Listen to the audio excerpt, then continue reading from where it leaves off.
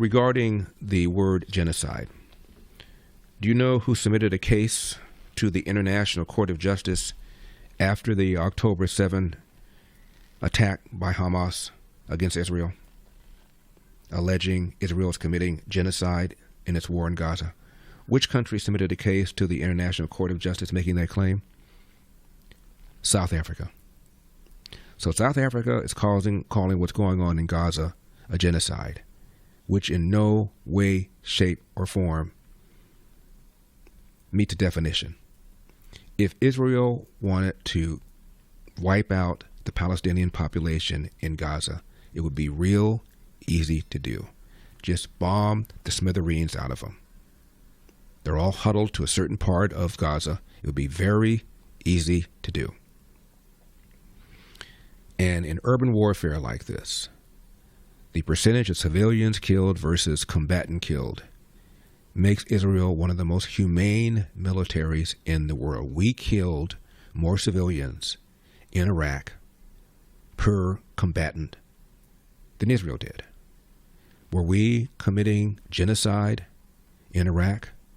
Genocide in Afghanistan? It's BS. But South Africa has no problem referring to what's going on between Israel and Hamas as a genocide, and filed a case with the International Court of Justice making that very claim. This is the Secretary of State Marco Rubio versus Tim Kaine, who was the vice presidential running mate with Hillary in 2016. Number 39.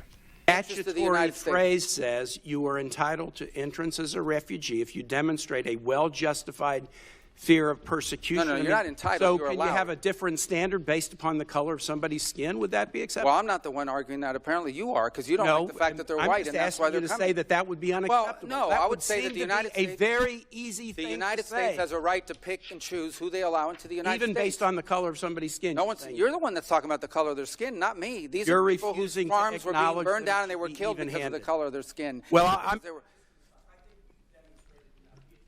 Well, you've demonstrated enough because you think anyone should be allowed into this country for any reason because they met a certain criteria. Who has said that? We are going to prioritize people that come into our country on the basis of what's in the interest of this country. That's a small number of people that are coming. But you said this weekend that there would be more. But in other cases, it's harder to vet. In other cases, it's more difficult. And by the way, the United States admits people every year. 1 million people come to this country every year legally. 1 million. And people now a year come to this there country is one legally. group No of other people that have an nearly easy pass into this country. For the first time, this administration has said Afrikaners get an easy pass and refugee programs for the remainder of the world are shut off. And you can't say to the American public that we should apply this statute in an even-handed way. No, I think it should be applied in a way. No, you shouldn't be shocked. It should be applied in the national interest of the United States. Our immigration policy should be based on the national interest of the United States. Period. End of story. If there is a subset of people that are easier to vet, who we have a better understanding of who they are and what they're going to do when they come here, they're going to receive preference, no doubt about it. There are a lot of sad stories around the world. Millions and millions of people around the world. It's heartbreaking. We cannot assume millions and millions of people around the world. No country can. So you have to have a process of deciding who do you prioritize, who do you allow in. We do it all the time. We do it in our immigration system now under our current laws. Unfortunately, it's primarily based on family connection and not on what they're going to contribute to the society from a merit standpoint. That should be changed, but that'll require statutory changes. But the bottom line is this notion that somehow we have to accept anyone who wants to come to the United States is absurd. No country in the world has an immigration policy like that. And no one is arguing that we should. I yield back, Mr. Chair.